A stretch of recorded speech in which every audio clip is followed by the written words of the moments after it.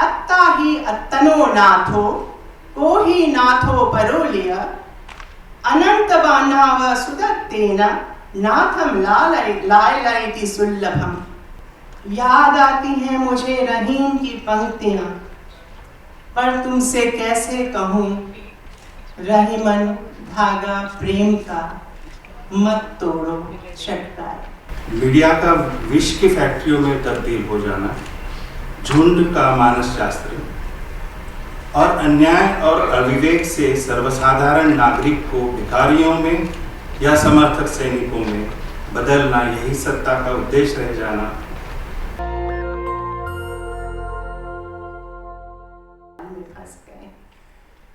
और बाजार के बारे में हर तरह का भूमंडलीकरण नहीं, क्योंकि जो जिन आइडियाज के रिपब्लिक की बात कर रहे हैं वो भी उस तरह का जो आइडियाज का वो तो होना ही चाहिए भूमंडलीकरण, लेकिन जो ऐसी आवारा पूंजी वाला बाजारवाद है उसमें फंस गए हैं। अगर हम सब भाषाओं के लोग, सभी तरह की अस्मिताओं के लोग प्रगतिशील भाव से जाल समेत उड़ते हैं, सब अपनी ताकत लगाते हैं, तो शायद एक नई उड़ान हमारा रास्ता देख रही है।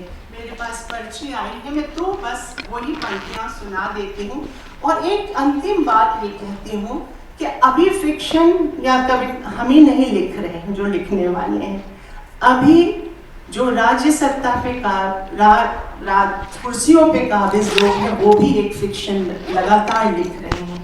वो लगातार पोस्ट ट्रूथ जिसको कहते हैं उसमें, लेकिन उस फिक्शन में, और जो फिक्शन साहित्य रचता है, जो कविता साहित्य रचता है, जो कविताएं साहित्य रचता है, उसमें क्या फर्क है?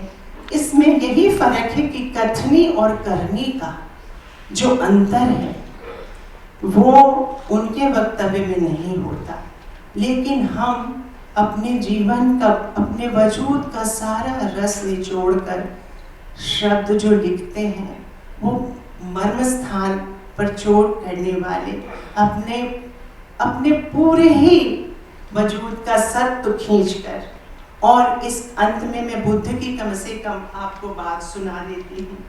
जो हमारा नया साहित्य है वो क्या कर रहा है, वो एक इसी तरह का मंच तैयार कर रहा है जो मोनोपोली एक आदमी की वेस्टर्न यूनिपोलर वर्ल्ड ना हो, जिसमें जो कोर्सिवली यूनिपोलर किसको कह सकते हैं, वेस्टर्नाइज्ड और बोरिंगली वेस्टर्नाइज्ड ना हो। इसके लिए पोस्ट कॉलोनियल एंडेवर्स भी हैं, देशज आधुनिकता का मॉडल भी है, बाद में कभी हम बात कर सकते हैं।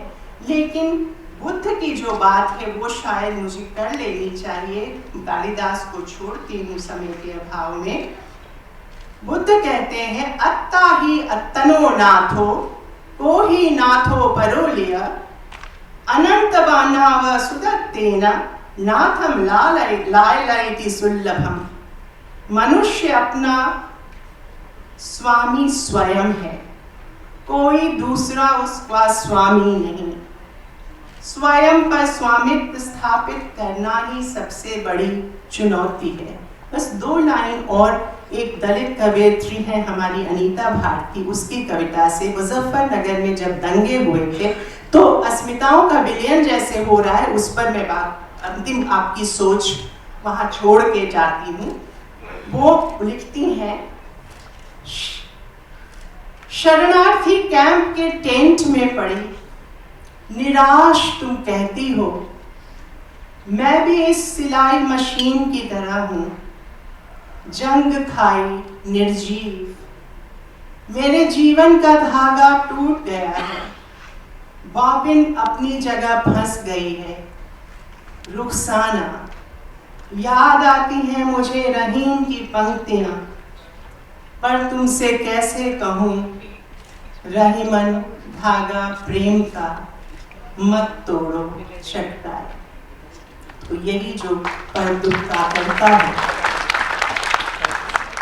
यही जज्बा लेकर हम आगे साहित्य में आते हैं और सबके साथ सबकी बातें सुनते हुए, सबको कुछ कुछ कहते हुए एक हंसता बोलता समाज कम से कम साहित्य में रचते हुए। एक तरह से मुझे ये खुशी भी है कि मैं इनके साथ यहाँ एक मंच साझा कर रहा हूँ और थोड़ा संकोच भी है। मुझे बड़ी खुशी है कि इस विचारों के उत्सव का नाम वैखरी रखा गया है। जैसा अनामिका जी ने कहा कि मध्यमा पराया पश्यन्ति नहीं, वैखरी रखा गया है क्योंकि आज का वक्त समय इस तरह का है कि आज हमें सीधी बात सीधे लफ्जों में कहनी चाहिए,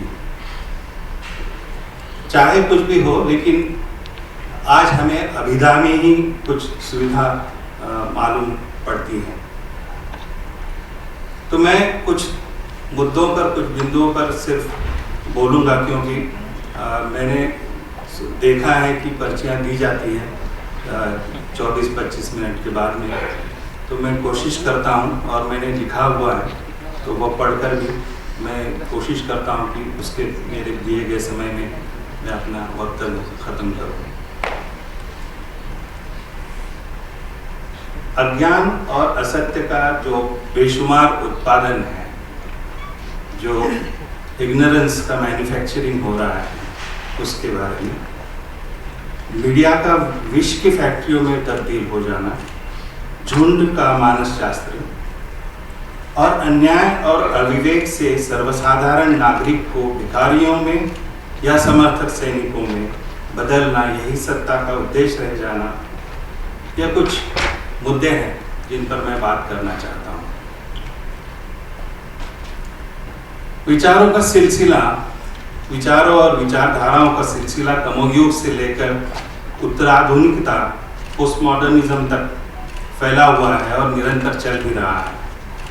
मैं मूलतः कवि हूँ और आज के समय के बारे में सोचता हूँ तो कई बातें मेरी समझ में नहीं आती। मैं 1500-1600 किलोमीटर दूर से आया हूँ तो मैं कुछ अपनी बात भी कहना चाहता हूँ। जिस गांव में मैं पैदा हुआ, पला और बढ़ा, उसी शहर में एक विख्यात सूफी शायर का जन्म हुआ था, वली औरंगाबादी जिसे कहा जाता है। फिर बाद में वो गुजरात सूरत चले गए, फिर वली सूरती या वली गुजराती उनको कहलाया गया। आपको पता है कि 20 साल पहले उनकी मज़ार को किस तरह रातों रात नष्ट कर दिया गया और उस पर एक सीमेंट रोड बनाया गया। तो इस औरंगाबाद से मैं आता हूँ। दुर्भाग्य से इसी महीने उसका भी नाम बदला गया है। बहुत कुछ चिन्ह बदलते जा रहे हैं, नाम बदले जा रहे हैं। पिछली 15 सदियों से औरंगाबाद एक ऐसा एकात्म शहर रहा है जिसमें फारसी, सिंधी, तुर्की, गुजराती, राजस्थानी और जैन, हिंदू, महानुभाव पंथ के अनुयायी, कई धर्मों वंशों के लोग आए और बस गए। अब भी उनमें से कई वंश और धर्म के लोग एक भौगोलिक स्पेस में बड़े प्यार से रहते आए हैं। नेशनल दस्तक की आपसे गुजारिश है कि अगर इसको बचाना चाहते हैं तो नेशनल दस्तक को सब्सक्राइब करने के लिए रेड कलर के सब्सक्राइब बटन को दबाएं, फिर बेल आइकन की घंटी दबाएं। नेशनल दस्तक को बचाने के लिए बहुत ज़रूरी है कि हर खबर को शेयर करें, लाइक करें, कमेंट जरूर करें।